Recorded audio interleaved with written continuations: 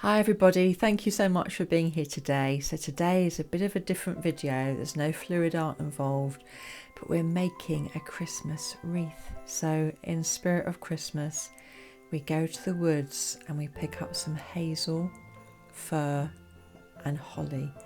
So this is how we put it together. It's a piece of wood and we drill in the template for the wreath. So we use a series of nails. You can use as many as you like.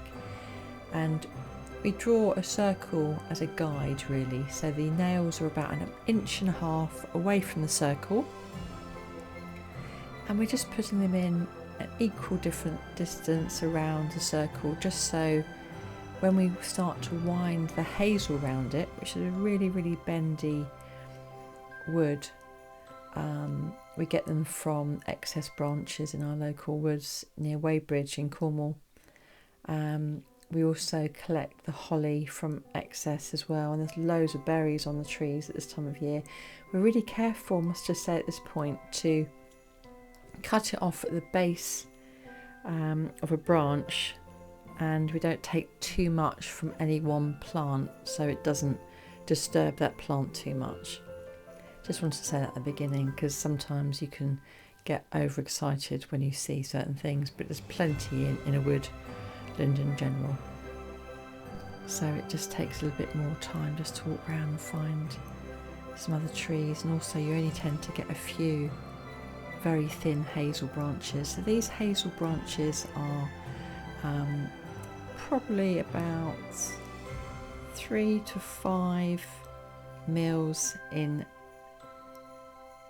circumference, and so if you get them too thick, they just are slightly harder to bend, but you can use thicker ones. I'd probably say up to about 1 centimetre in circumference is the general rule. So just to begin with, we're just literally winding the hazel round and sticking it into different holes. This is quite a creative part of it, because you're literally just getting it to go into a general template, and then you start to tidy it up and use some string. So the materials that you need today are hazel, holly, fir, pine cones, some scissors and a sharp knife, as well as nails, a drill, something to balance it all on, and something to drill into, and some string. So as the template gets formed, it's literally about finding the right parts of the branches and sticking them in where you can. And any excess branches you can just get rid of and dispose of.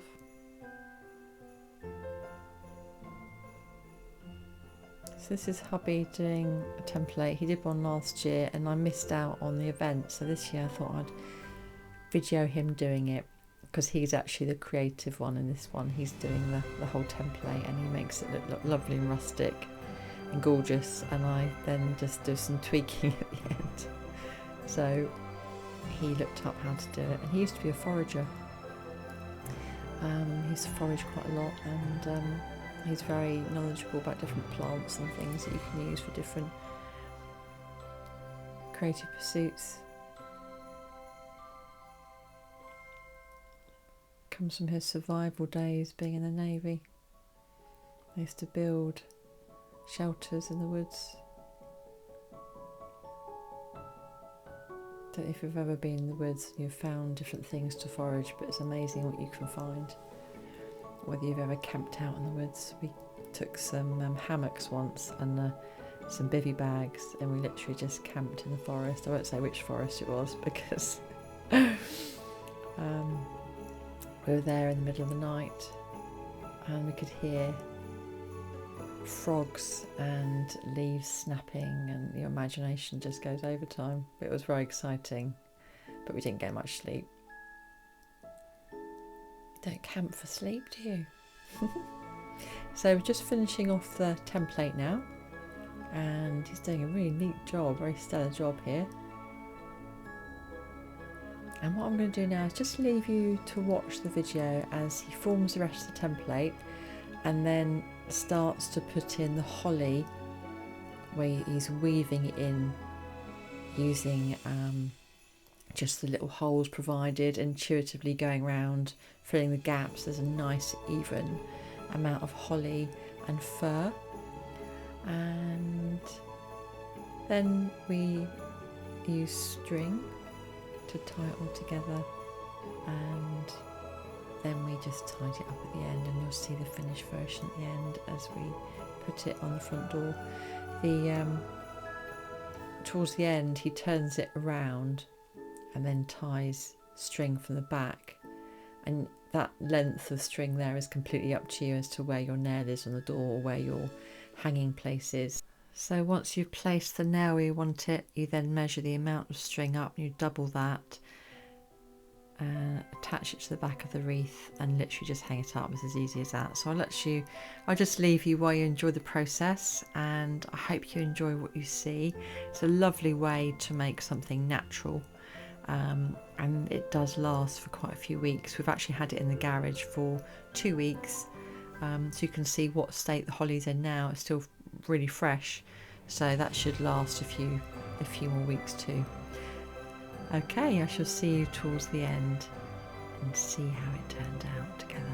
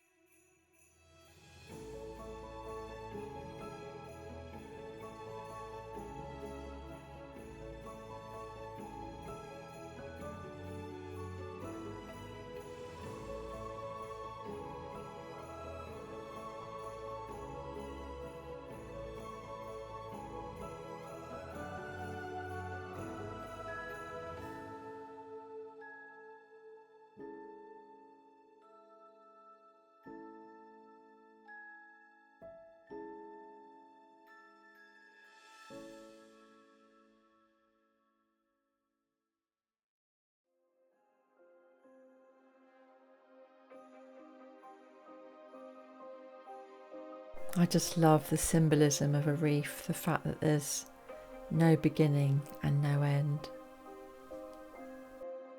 So just doing some tweaking now, and I can see a couple of little bare patches. So as I put it up on the front door, I'm just going to do a few tweaks, but I still want to make it stay really rustic and quite wild looking, because that's part of nature, isn't it? So I just want to say I hope you've enjoyed this process. Everything here is just purely from the woods. The pines have been dried out, and the holly and the rest of the bits and pieces have been in the garage for just about 2 weeks. So it's ready now. Returning it over, attaching some more string, the nails already in the door, and then it's going to go up, and that will last us all the way through Christmas. So it's 3 weeks before Christmas, just short of. We're going to hang it up now, and it should last us into the new year. So I just want to say thank you so much for being here today. Here it is, and our Labrador Eve checked it out and told us what she thought of it. I'm not sure she was impressed or not, but I just want to wish you a very joyful, peaceful and happy Christmas season, and I hope to see you again soon. Thanks for being here. Bye.